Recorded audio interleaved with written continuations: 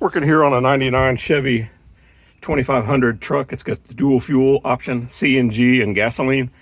And as you can see, the tank expired in 2013, so I want to get the tank out of here.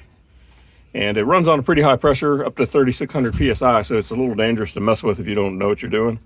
So I found a licensed CNG technician to defuel the tank and remove the control valve here.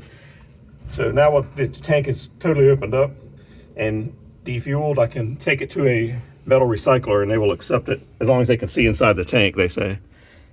This here is the stainless steel line that connects to the intake of the engine, the output of the valve.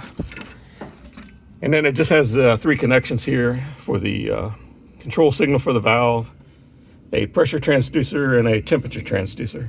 So I want to take a closer look at the valve now. So here's the valve the CNG technician removed.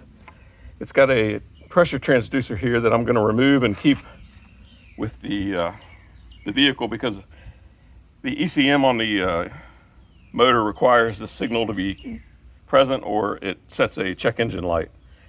And these are the connections for the temperature transducer and the signal for the control valve.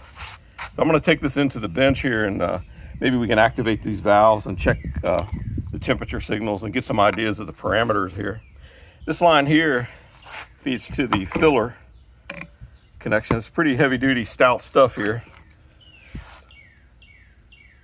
So I'm going to take it in on the bench and take a better look at it. I'll remove this line because it's not much mystery to that.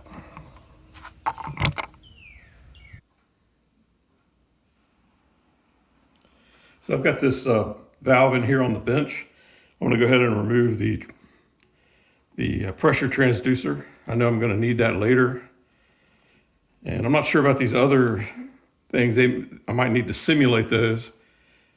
This is a 0.5 volt to 4.5 volt output and goes up to 4,000 PSI. So it looks like this just gives you a DC output, 3 wires here based on the pressure. And so I'm looking here at there's 2 other connections here, electrical. And one of them appears to have a broken wire. I can see the white wires down inside there. Evidently it's pulled out. So I'm just going to go ahead and cut these. I'm going to cut one of them short and one of them long, so I'll be able to keep up with which one goes where. Or actually,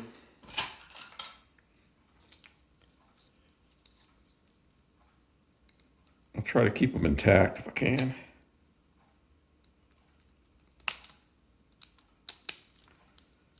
Maybe I can open up the split loom here and pull the wires out. Looks like maybe it just got yanked somehow.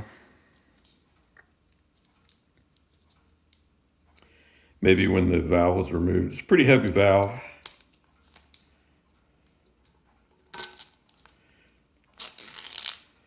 There we go. I've got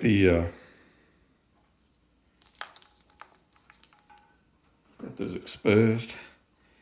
Now I can I'm going to strip back a little piece of the insulation so I can get to the connection here.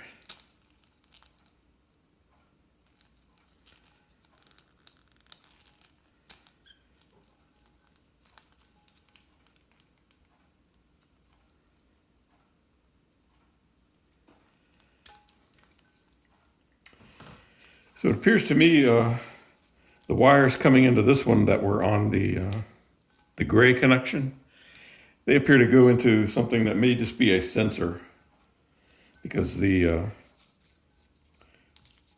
wires on this black connector, I can follow them. They come up inside through this pipe here and get zip tied over to here. And then they come back into this. This looks like, to me, it looks like a valve. You can see the port here where it might open up and close.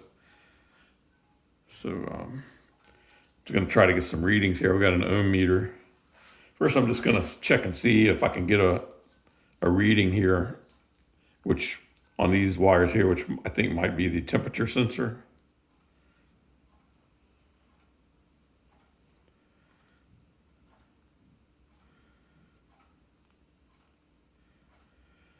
Don't really see anything there.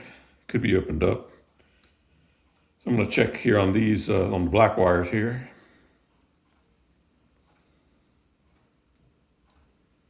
Yeah, there I get a very low impedance of 17.8 ohms.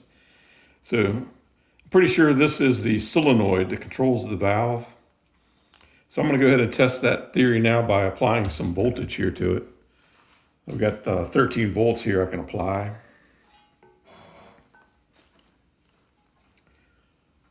So I'm just going to connect here on the alligator clip.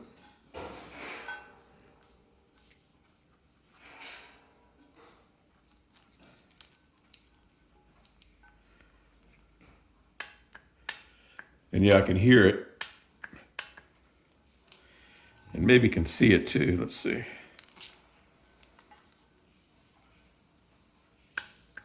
Yeah, you can see the valve open right in there. So if you wanted to defuel this yourself, that's what you would do. Apply 12 volts to it. Let's see, it's taking about 0.7 of an amp to pull the solenoid open.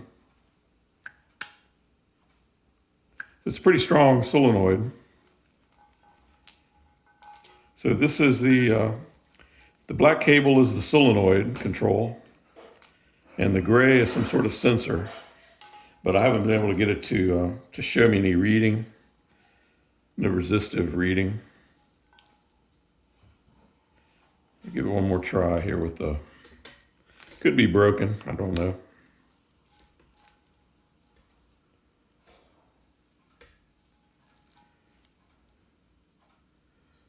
Yeah, not making anything out on that. So there you have it. That's about all I can tell you about this valve. We figured out the control signal for the valve, and not sure what this does. I'm not getting any reading on it at all. But if you want to activate the valve, the black connection is the one you apply 12 volts to, and fire up the valve here.